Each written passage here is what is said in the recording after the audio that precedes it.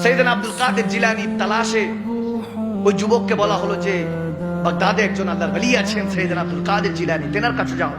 ওই ব্যক্তি যখন গেলেন, যায়া বলতেছেন, হুজুর আপনার খেদমতে থাকতে চাই, আপনার সোবতে থাকতে চাই, নিজের জীবনটা বদলাতে চাই, পাল্টাতে চাই, পরিবর্তন করতে চাই। তখন সাইয়েদনা আব্দুল কাদের জিলানী বলেন, ঠিক আছে, সমস্যা নেই, যাও বাজারে যাও। বাজারের মধ্যে একটা শরাবখানা আছে, যেখানে শরাব বিক্রি হয়, মদ বিক্রি হয়, যাও মদের বোতল নিয়ে আসো। নাউজুবিল্লাহ। ওই বেচারা তো এমনি সমস্ত কিছু হারাইছে, সমস্ত কিছু হারায়া যখন আল্লাহকে পাওয়ার জন্য আসছে, বলে আসলাম কার কাছে, শুরুতেই মদ আনতে দেয়। সুবহানাল্লাহ বলে। সব খেলা কি বোঝা যায়? সমস্ত প্রেমের খেলা কি বোঝা সম্ভব? দেখেন বলতেছে, কি হুজুর কি আনবো? মদ নিয়ে আসো। মদের বোতল খাইতে হবে, বোতল তো খাবে না, বোতলের ভিতরেরটা খাবে, ঠিক না? সমাজে আছে কিনা কিছু? দেখেন ভাইরা আমার, বাবারা আমার, আল্লাহর ওলিদের হিকমত কত সুন্দর। বলতেছে যাও মদের বোতলটা নিয়ে আসো, মদের বোতল নিয়ে আসো।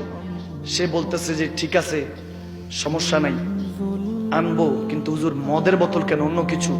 বলে বলছিলাম না তুমি পারবা না। সুবহানাল্লাহ বলে। আল্লাহর পথে চলা এত সহজ নয়। তুমি আমার আব্দুল কাদের জিলানীর কথাই মানতে পারতেছো না, আল্লাহর হুকুম কিভাবে মানবে? সুবহানাল্লাহ। এত সহজ নয়। তখন বলছে, হুজুর বেয়াদবি মাফ করবেন, আমি প্রথম পরীক্ষায় ফেল করেছি, আমাকে আরেকটা সুযোগ দেন। বলে ঠিক আছে থাকো। অনেকদিন পার হয়ে গেল, মাসখানেক পার হলো। পার হওয়ার পর সাইয়েদনা আব্দুল কাদের জিলানী বড় পীর সাহেব কেবলা গৌসে পাক বলতেছেন, যাও যাও ওই এলাকায়, এই বাগদাদের শেষ প্রান্তে একটা প্রস্টিটিউট এলাকা আছে, বেশ্যালয়, যেখানে খারাপ মহিলারা টাকার বিনিময়ে কাজ করে, খারাপ কাজ করে। যাও। সাইয়েদনা আব্দুল কাদের জিলানী গৌসে পাক করলেন কি, কিছু টাকা দিলেন, বলেন যাও এই টাকা নিয়ে যাও, এক রাত কাটায় আসো। কোনো কিছু বলেন না, সুবহানাল্লাহ বলেন না। হিকমত আর কি। এখন ওই বেচারা মনে মনে চিন্তা করে, আগেরটা তো তারপরও ভালো ছিল, মদ খাওয়ার কথা কইছে তারপরও ভালো, 40 দিন নাপাক থাকতাম, এখন তো ডাইরেক্ট জেনা করতে বলতেছে। সে চোখের পানি ছেড়ে বলে, আল্লাহ কার কাছে পাঠাইলা? জীবন পরিবর্তন করতে আসছে, এখানে তো দেখি জীবন নিয়ে টানাটানি, ইমান নিয়ে টানাটানি, কোথায় যাব? দ্বিধাদ্বন্দ্বে পড়ে গেল। তখন সাইয়েদনা আব্দুল কাদের জিলানী বলতেছে, এই পরীক্ষায় ফেল করলে তুই আমার থেকে চলে যেতে হবে, এখানে আর থাকাটা কি নেই, কি যাবা না থাকবা? বলতেছে হুজুর থাকবো। বলে তাহলে যাও এক রাত কাটিয়ে আসো। টাকা নিয়ে ওই বেচারা হাঁটতে হাঁটতে হাঁটতে হাঁটতে বাগদাদের শেষ প্রান্তে এসে ওই প্রস্টিটিউট এলাকা, ওই বেশ্যালয় ঢুকলো, প্রবেশ করলো। এরপর বলতেছে তার জন্য একটা মেয়ে দেখিয়ে দেওয়া হলো যে যাও অমুক মেয়ের সাথে থাকতে হবে। যখন ওখানে গেল, ওই মেয়ের দরজাটা যখন খুললো, মেয়ের ঘরে যখন ওই যুবক প্রবেশ করলো, এক কদম দিতেই মেয়েটা একটা চিৎকার দিয়ে মাটিতে পড়ে গেল। ওই বেচারা বলে, কিছু তো করলামই না, এমন জোরে চিৎকার দিছে, কানের পর্দা তো ফাটা অবস্থা। হায় হায় কার কাছে আসলাম? মার্ডার কেসের আসামি হইলে তো আবার ঝামেলা, কোন বিপদে পড়ি। দৌড়ায় গেল, পানি মারলো, মুখে ছিটা ফোটা দেওয়ার পর বলতেছে, তুই আমার মা লাগস, বোন লাগস, তুই এভাবে ফিট খাইস না, বিপদে পড়তে হবে। ওই মেয়ে বলতেছে, আপনি চৌকাট কিভাবে পাড়ি দিলেন? বলে কেন, কি হয়েছে? বলতেছে, আমি প্রায় 1 মাস ধরে জলদস্যুদের আন্ডারে পড়ে, ডাকাতদের আন্ডারে পড়েছি। আমাকে নদী থেকে এনে এই ডাকাতরা এখানে বিক্রি করে দিয়েছে।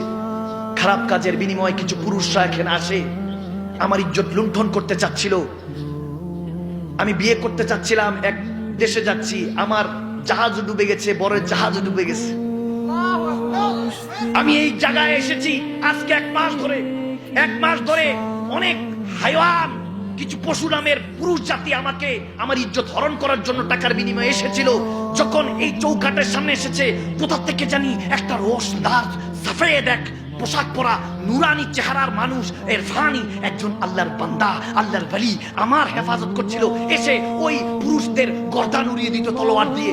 আজকে প্রথম হলো যে আপনি চৌকাট পাড়ি দিয়েছেন, ভাবলাম হয়তোবা আজকে আমার ইজ্জত গিয়েছে, এজন্য চিৎকার দিয়ে মাটিতে পড়ে গেলাম যে আল্লাহ মনে হয় আমার আজকে ইজ্জত আর কেউ বাঁচাবে না, এজন্য আমি চিৎকার দিলাম। আজকে ওই বুজুর্গ, ওই আল্লাহর ওলি, আল্লাহর বান্দা, রাসূলের উম্মত আর আসেন নাই। ওই যুবকের টনক লড়ে গেল। সে বলতেছে, কার কথা বলছেন আপনি, কার কথা বলছেন? বলছেন? বলে না, একজন নুরানি ইরফানি মানুষের কথা বলতেছি। ওই যুবক বলে আপনি এখানে দাঁড়ান, আমি আসতেছি। সে দৌড়াতে দৌড়াতে বাগদাদে জিলান শহরে এসে গৌসে পাকের কদমে আসলো। বললেন, ইয়া শেখ আব্দুল কাদের জিলানী, আপনি যার কাছে পাঠিয়েছেন সে জানি কেমন কেমন কথা বলছে, আপনি আমার সাথে চলেন। বলে না না, তোকে বলেছি না রাত কাটিয়ে আয়, কেন এসেছিস এখন? তোর আজকে তো অনেক স্পেশাল ডে, কেন এসেছিস? বলে না না, আমি যাব, আপনাকে নিয়ে যাব, আপনি চলেন আমার সাথে। যে ইমতিহানে পাঠিয়েছেন আমি তো আশ্চর্য হয়ে আছি।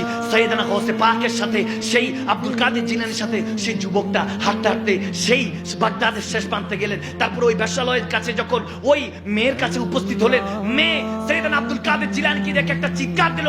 বলেন, হুজুর, আজকে 1 মাস ধরে আপনি আমার ইজ্জত আবরুর হেফাজত করছিলেন, আপনি কি হয়েছে আজকে কেন আসলেন না? আজকে কেন আসলেন না? বলে, এজন্য আসি নাই যে এই দিন তোদের জাহাজ ডুবেছিল, তুই কমে ছিলে, এক বর ছিল, এই দুইজন দুই দিকে ছিল।